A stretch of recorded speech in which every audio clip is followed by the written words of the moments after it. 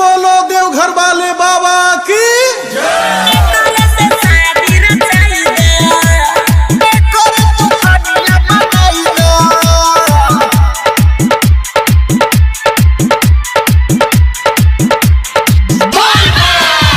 यही छौरी से मिलाई दहो भोला बाबा, यही छौरी से मिलाई द, यही छौरी से मिलाई दहो भोला बाबा, यही छौरी से मिलाई द। एकरे से शादी रचाई दहो भोला बाबा, एकरे तू कनिया बनाई द। एकरे से शादी रचाई दहो भोला बाबा, एकरे तू कनिया बनाई द। यही छोरा से मिलाई दहो भोला बाबा, यही छोरा से मिलाई द। एकर से शादी रचाई दहो भोला बाबा, एकर से शादी रचाई द। एकर से शादी रचाई दहो भोला बाबा, एकर से शादी रचाई द।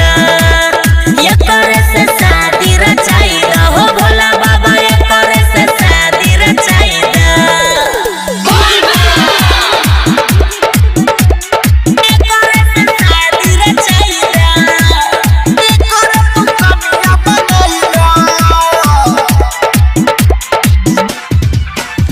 लके कामरे बो तोरा दुआरी, जल चढ़े हो सभे सोमारी, चढ़े हो सभे सोमारी। लके कावरियब तोरा दुआरी, जल चढ़ब हो सभे सोमारी।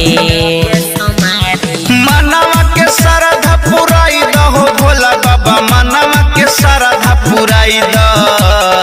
एकरे से शादी रचाई दहो भोला बाबा, एकरे तू कनिया बनाई द। एकरे से शादी रचाई दहो भोला बाबा, एकरे तू कनिया बनाई द। यही छोरा से मिलाई दहो भोला बाबा, यही छोरा से मिलाई द।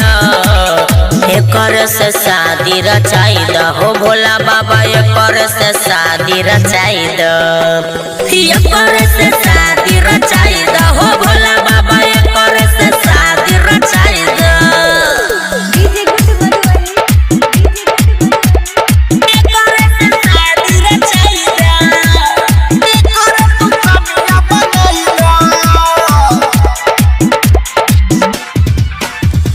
पैसा न कौड़ी नहीं चाही हमरा धन हो, हमारा तो हो बाबा ई है पसंद हो, हमारा तो हो बाबा ई है पसंद हो। पैसा न कौड़ी न चाही हमरा धन हो, सुमन सोना के छई है पसंद हो, ये पसंद। राइटर संजीत के जोड़ी मिलाई दहो भोला बाबा, पवन के जोड़ी मिलाई द। एकरे से शादी रचाई दहो भोला बाबा, एकरे तू कनिया बनाई द। एकरे से शादी रचाई दहो भोला बाबा, एकरे तू कनिया बनाई द।